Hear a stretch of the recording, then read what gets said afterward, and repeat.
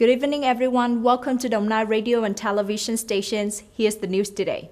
On the occasion of traditional New Year, on January the 27th, at the K9 Da Trong derelict site, Ba Vì, Hanoi, Prime Minister Phạm Minh Chính offered incense to commemorate President Ho Chi Minh and attended the launching ceremony of the tree planting festival, Eternal Gratitude to Uncle Ho.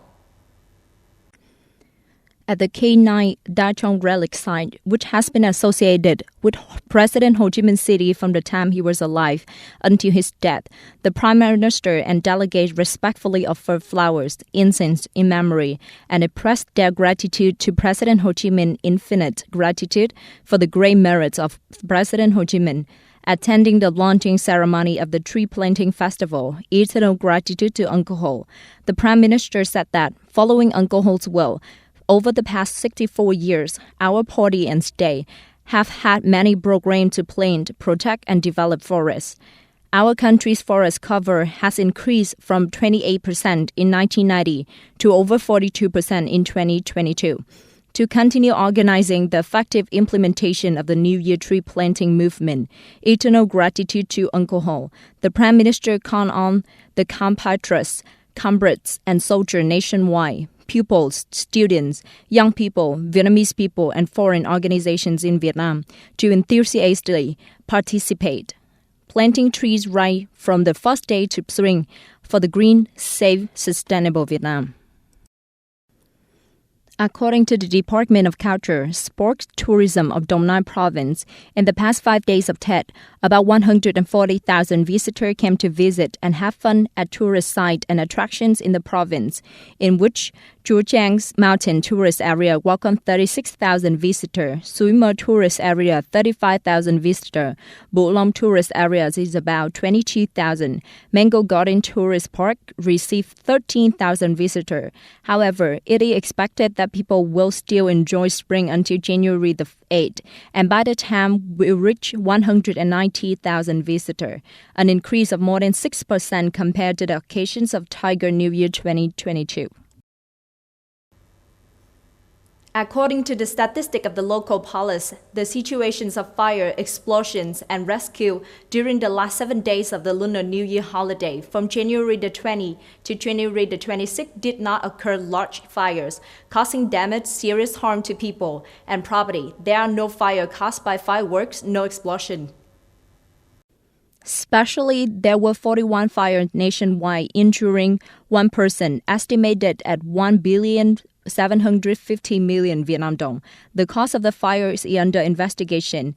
In addition, there were 105 incidents of short-circuiting of electrical equipment on power poles and lawn and garbage fires. The functional forces directly participated in 9 rescues.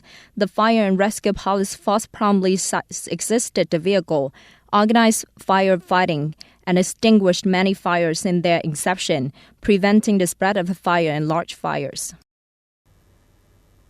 At least 7 people were killed and 3 wounded in the shooting near the Sonnet in Jerusalem on January the 27th. Israel police say the heightened tensions in Israel and the Palestinians. According to the police, the attack happened around 8:15 p.m. near a synagogue on Neve Yaakov Street. The emergency services said 5 of the victims who died at the scene were 4 men and 1 woman. The gunman started shooting at anyone who got in his way. Police said he got in his car and started killing people with a pistol at short range. He then fled the scene in a vehicle and was killed following a gunfight with police forces.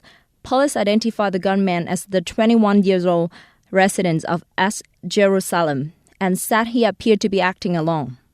The incident came a day after the Palestinian Health Ministry said Israel forces has killed 9 Palestinians and wounded several in the West Bank city of Jenin. National Security Council spokesman John Collins said the United States were deeply concerned about the recent wave of violence in Israel and the West Bank and said the parties needed to de-escalate the region area. Mr. Kirby said the United States was aware of information about Palestinian deaths in Israel counter-terrorism operation and deeply regrets the loss of civilians. We believe there's an urgent need for all parties to de-escalate, to prevent further loss of the civilian life, and to work together to improve the security situations on the West Coast, he said. According to Kabi, U.S. Secretary of State Antony Blinken will visit the regions from January the 29th to 31st to discuss a range of issues, including de-escalations in West Coast. That is the end of our news today. Thank you for your time listening.